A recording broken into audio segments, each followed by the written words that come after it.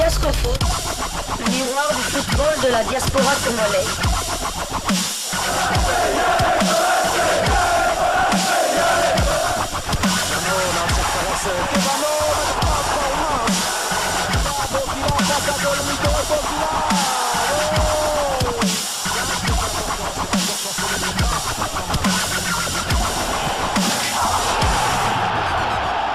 Diascofoot, le miroir du football de la diaspora congolaise.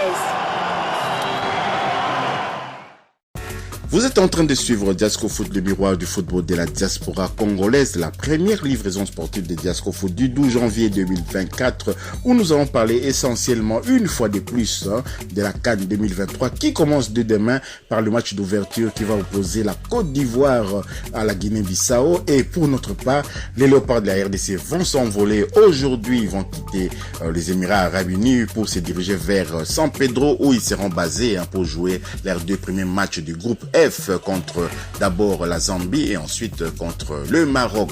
Je vous laisse entre les mains de Jonathan Massiala de Top Congo FM, qui à travers la première livraison sportive de Infosport, de cette chaîne de radio, qui va nous donner des informations concernant également le léopard de la RDC. Ensuite, nous allons revenir pour poursuivre notre émission. Suivez et nous nous retrouvons tout juste après.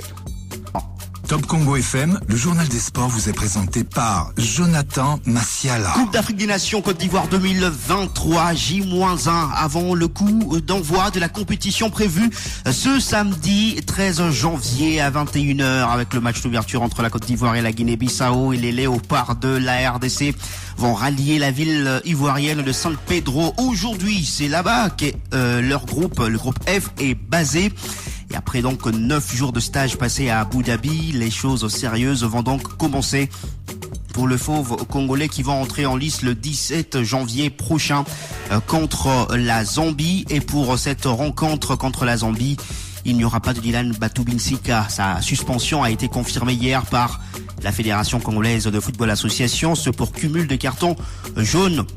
Lors des éliminatoires de la Coupe d'Afrique des Nations, il pourra jouer le deuxième match contre le Maroc et les autres matchs également. Il y a également cette confirmation du retour de Edo Kayembe dans son club, lui qui n'est pas à 100% de ses capacités, remplacé donc par Omenouké Mfoulou.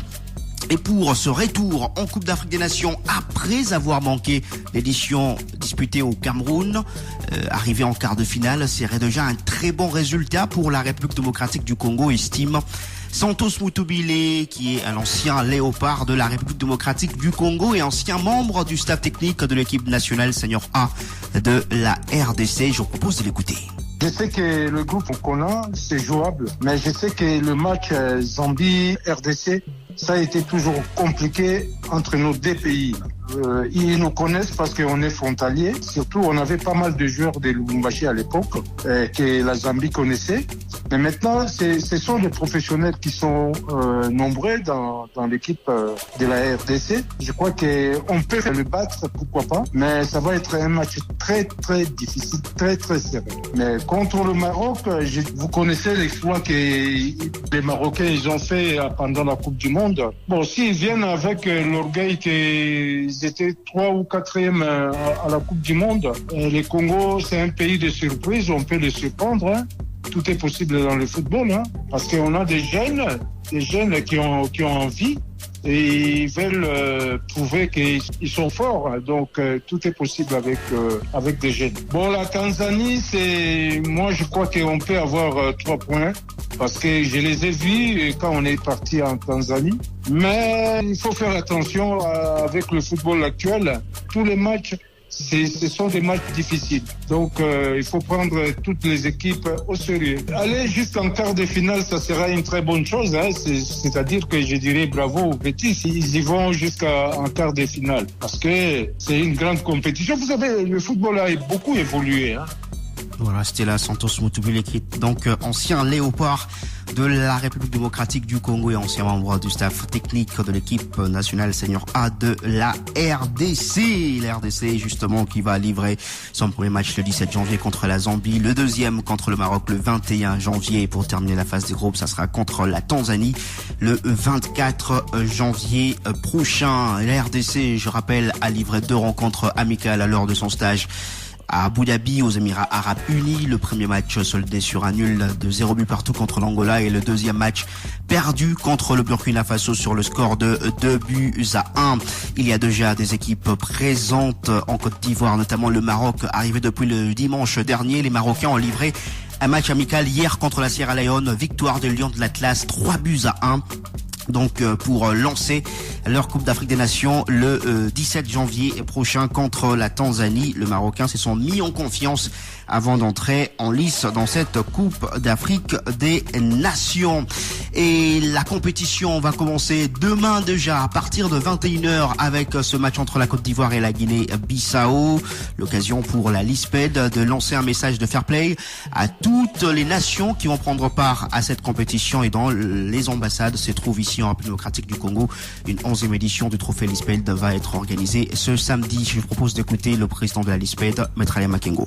Ça sera la 11e édition du trophée LISPED et en prélude maintenant de cette 34e édition de la CAN, la LISPED invite toutes les ambassades qui sont accréditées en RDC comme d'habitude de lancer un message de fair play, de non-violence, de non-racisme, faire voir effectivement que le football c'est un dénominateur commun, que le football unit et surtout le peuple africain fête le football à travers la terre ivoirienne, ainsi que nos autorités qui seront associées à cette fête de football africain, les sportifs qui sont invités et toutes les couches de la République seront invitées à cette cérémonie de lancement des messages de fair play de la LISPED et les gens aussi auront à connaître ce que réserve la Côte d'Ivoire parce qu'il y aura le représentant, donc le chargé d'affaires de la Côte d'Ivoire qui sera avec nous et nous profiterons aussi de cette occasion pour rendre hommage au Léopard 74 parce que cette édition ça sera leur 50e et nous allons clôturer à la cérémonie d'échange de vœux entre le monde de la LISPED et tous les sportifs de notre pays. Voilà, c'était la maître Alain Makengo qui est donc président de la LISPED. En boucle cette page consacrée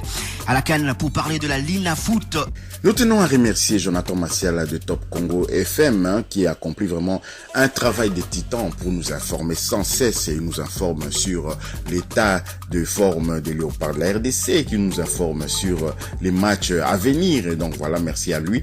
Nous voulons juste vous dire que ceux qui doutaient encore que Batoumi Seka ne serait pas suspendu, on les réponses Diasco Foot en avait parlé, et vous avez eu la confirmation de la Fédération Congolaise de Football à travers cet audio de Jonathan Massial. Donc voilà, Dylan Batoumi Seka, comme on le disait, on avait un peu essayé de spéculer sur son absence lors du premier match amicaux que les Léopards ont livré du côté de Abu Dhabi. On disait que c'est à cause de sa future suspension, c'est ça, sa suspension pour le match contre la Zambie que peut-être le sélectionneur Sébastien Desabre l'avait mis de côté pour permettre à Chancel Mbemba de pouvoir s'habituer avec Inonga Baka qui vont commencer cette rencontre-là. Certains avaient douté, vous avez la réponse. Et donc voilà, Diasco Foot est toujours au milieu du village. Nous spéculons pas toujours, on essaye parfois de donner des analyses, notre avis personnel, essayer un peu d'entrer dans la tête de Sébastien Desabre. Comme on l'avait dit, on va essayer de savoir pourquoi il n'a pas titularisé Dylan Batoumi Seka.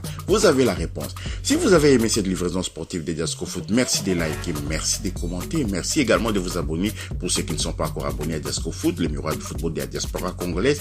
N'oubliez pas d'activer la petite cloche de notification qui vous permettra de ne pas manquer les prochaines livraisons sportives de Diasco Foot de la journée d'aujourd'hui ou même de demain du futur. Vous savez très bien que la CAN va commencer pour nous le 17 janvier prochain sur le coup de 21h contre la Zambie. Restez toujours en forme, en bonne santé et tout. Merci de votre présence et Diasco Foot vous dit au revoir et à très bientôt.